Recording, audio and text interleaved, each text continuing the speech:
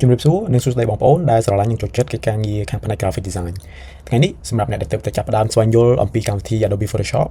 ខ្ញុំនឹងចូលរួមចែករំលែកអំពីផ្ទាំងការងាររបស់កម្មវិធី Adobe Photoshop ឲ្យបងប្អូនបានទទួលដឹងហើយនឹងស្វែងយល់អំពីកម្មវិធីទាំងអស់គ្នាតោះឥឡូវយើងមកស្វែងយល់អំពីកម្មវិធី Adobe Photoshop ទាំងអស់គ្នាជាដំបូងយើងបើកផ្ទាំងការងារឬក៏ application Adobe Photoshop 2024បន្ទាប់មកទៀតយើងនឹងទទួលបានផ្ទាំងមួយដែលយើងបានបង្កើតហើយប៉ុន្តែនៅក្នុងការកំណត់ដើម្បីបង្ហាញអំពីតកតងជាមួយផ្ទាំងការងារមួយនេះបានលុះត្រាតែយើងធ្វើការបង្កើតវាជាមុនសិនប៉ុន្តែនៅក្នុងវីដេអូនេះខ្ញុំខំគោលបំណងបង្ហាញអំពីផ្នែកនីមួយៗនៃកម្មវិធី Adobe Photoshop ដូច្នេះខ្ញុំក៏បង្កើតវាឲ្យបានរួចជាស្រេចដើម្បីងាយស្រួលនៅក្នុងការបង្ហាញបងប្អូនអូខេអញ្ចឹងកុំឲ្យខាតពេលយូរយើងនឹងមកស្វែងយល់ជាមួយគ្នាតើផ្នែកមួយៗរបស់ផ្ទាំង Adobe Photoshop គេហៅថាអ្វីហើយប្រើដើម្បីអ្វីជាត្រួសដើម្បីយើងអាចស្គាល់ពីវាកាន់តែច្បាស់អូខេអញ្ចឹងនៅក្នុងចំណុចដំបូងដែលខ្ញុំចង់បង្ហាញបងប្អូនឲ្យបានហ្នឹងគឺចំណុចអក្សរ Photoshop 2024ដែលគេហៅថា application bar ដែលផ្ទាំង Photoshop 2024តំណាងឲ្យ home screen ដែលយើងនឹងបង្ហាញគឺជាចំណុចដែលយើងហៅថា application bar អញ្ចឹងនៅក្នុង application bar បើសិនជាបងប្អូនអាចបើកដំបូងជួនកាលវាអាចចេញជាផ្ទាំងបែបនេះជួនកាលវាបើកមកចេញផ្ទាំងបែបនេះអាស្រ័យទៅលើការកំណត់របស់បងប្អូននៅក្នុង setup ប៉ុន្តែខ្ញុំ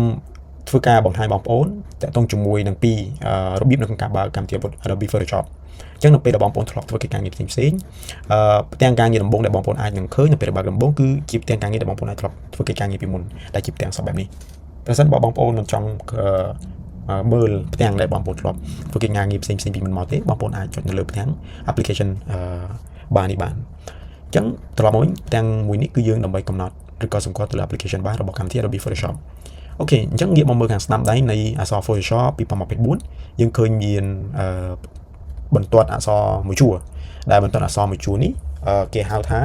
menu bar អញ្ចឹង menu bar គឺជាកន្លែងដែលយើងប្រើសម្រាប់កំណត់បញ្ជាផ្សេងៗឬក៏អាចថាជា command ដែលយើងប្រើសម្រាប់កំណត់បញ្ជាអញ្ចឹងនៅពេលដែលយើងចុចគឺនៅវានឹងមាន command ផ្សេងៗដែលយើងធ្វើកិច្ចការងារបាននៅលើផ្ទាំងការងារ Adobe Photoshop របស់យើងប៉ុន្តែខ្ញុំសូមមិនស៊ីជម្រៅទៅលើ command ឬក៏ការកំណត់បញ្ជាមួយនេះទេយើងនឹងធ្វើការលម្អិតនៅវីដេអូក្រោយៗដើម្បីយើងអាចសិក្សាជាដំណាក់ៗអញ្ចឹងនៅក្នុងផ្ទាំង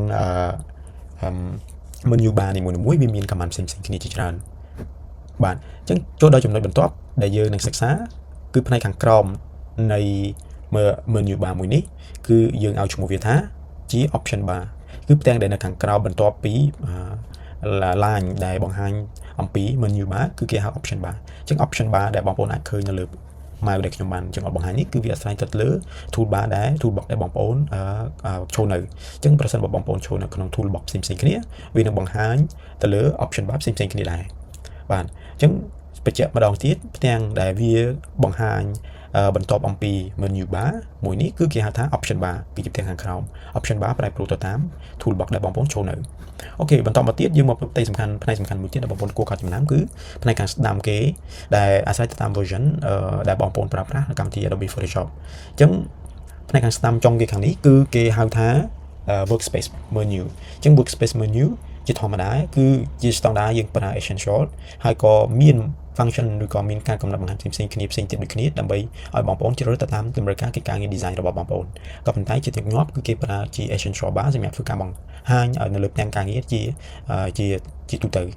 បាទហើយចូលមកដល់ចំណុចបន្ទាប់ដែលបងប្អូនឃើញមុននេះដែលខ្ញុំបានបង្ហាញបងប្អូនម្ដងរួចមកហើយនោះគឺគេហៅ toolbox អញ្ចឹង toolbox គឺជាបណ្ដុំនៃឧបករណ៍ដែលយើងធ្វើការ design សម្រាប់ឲ្យយើងធ្វើការ design ទៅលើកិច្ចការងាររបស់យើងនីមួយៗអញ្ចឹង toolbox នីមួយៗវាជាឧបករណ៍ដែលយើងប្រើផ្សេងគ្នាទៅតាមតម្រូវការនៅក្នុងការ design រចនា mode ផ្សេងនៅលើផ្ទាំងការងាររបស់យើងហើយចំណុចបន្ទាប់ដែលយើងនឹងបង្ហាញគឺផ្នែកខាងស្ដាំផ្ទៃលាតសមួយនេះដែលយើងបានបង្កើតគឺគេហៅថា document area អញ្ចឹង document area គឺជាកន្លែងសម្រាប់ឲ្យយើងធ្វើកិច្ចការងារ design អញ្ចឹងនៅពេលដែលយើងធ្វើកិច្ចការងារ design គឺយើងធ្វើនៅលើ document area អូខេអញ្ចឹងបន្ទាប់មកយើងនឹងសិក្សាទៅលើផ្ទៃមួយទៀតគឺគេហៅថា panel អញ្ចឹង panel ដែលមានទាំងផ្សេងគ្នាមានដូចជា color swatch gradient pattern ឯផ្សេងដែលវាចូលនៅខាងស្ដាំដៃមានជាផ្នែកនេះគឺគេហៅថា panel គឺជាផ្ទាំងមួយសម្រាប់ឲ្យយើងធ្វើការកែតម្រូវកែលម្អឬក៏ធ្វើការពិនិត្យកិច្ចការងារ document areas របស់យើងដែលយើងចង់ធ្វើការកែប្រែគឺយើងធ្វើការកែប្រែ document area នៅលើ panel ចឹងទាំង panel របស់យើងក៏វានឹងធ្វើការប្រែប្រួលអាស្រ័យទៅលើកិច្ចការងារដែលយើងបានធ្វើជាឧទាហរណ៍នៅពេលខ្ញុំជ្រើសរើសយក rectangle bar ខ្ញុំគូមួយចឹងវានឹងបង្ហាញអំពី color ដើម្បីឲ្យយើងធ្វើការជ្រើសរើសចឹងនៅពេលដែលយើងធ្វើការជ្រើសរើសវាមានផ្ទាំង transform ដែលផ្ទាំង transform គឺវាបង្ហាញអំពីទំហំឬក៏ຂະຫນាតរបស់ផ្ទាំងផ្ទៃ rectangle box ដែលយើងបានគូហើយ appearance ដែលយើងបានឃើញនេះគឺវាជាផ្ទៃឬក៏ពណ៌ដែលយើងចង់ឲ្យ rectangle ដែលយើងបានបង្កើតការងារនៅក្នុង document bar document area ទៅជាពណ៌ទៅតាមតម្រូវការដែលយើងចង់បានដូច្នេះនៅពេលដែលយើងធ្វើការកិច្ចការងារទៅលើផ្នែក panel មានន័យថាយើងធ្វើការកំណត់ឬក៏ធ្វើការកំណត់ឬក៏ធ្វើការកែតម្រូវទៅលើកិច្ចការងាររបស់យើងហើយចំណុចបន្តមកទៀតដែលខ្ញុំចង់បង្ហាញបងប្អូនគឺផ្នែកខាងក្រោមនេះគឺគេហៅថា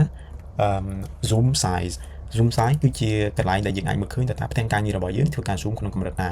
ដូច្នេះវានឹងធ្វើការប្រែប្រួលទៅតាមការពង្រីកឬក៏ពង្រួមរបស់យើងទៅតាមការងារដែលយើងកំពុងតែធ្វើឬក៏ design ដើម្បីមានការងាយស្រួលក្នុងការមើលឬក្នុងការកែតម្រូវផ្សេងៗហើយផ្នែកនៅបន្ទាប់នេះគឺជាទំហំຂະຫນាតរបស់ document area របស់យើងដែលវាគិតជា pixel អញ្ចឹង18px គុណនឹង 18px គឺមានន័យថាជាទំហំຂະຫນាតដែលយើងគិតជា pixel របស់ document area របស់យើងហើយលេខ300គឺជាទំហំ resolution ឬក៏ទំហំភាពច្បាស់របស់ document របស់យើងនៅក្នុងផ្ទាំងការងារដែលយើងកំពុងធ្វើការ design អូខេអញ្ចឹងនៅក្នុងវីដេអូមួយនេះខ្ញុំនិយាយតែប៉ុណ្្នឹងដើម្បីធ្វើការចែករំលែកដល់បងប្អូនហើយសង្ឃឹមថាបងប្អូននឹងចាប់បាននៅមេរៀនអំពីការបង្ហាញអំពីទាំងមូលរបស់ Photoshop តើផ្នែកមួយវាបង្ហាញអំពីអីដូច្នេះបើបងប្អូនមានជាសំណួរឬចម្ងល់បងប្អូនអាចឆាតសាកសួរនាំព័ត៌មាននៅក្នុងខាងក្រោមវីដេអូរបស់ខ្ញុំបានសូមអរគុណ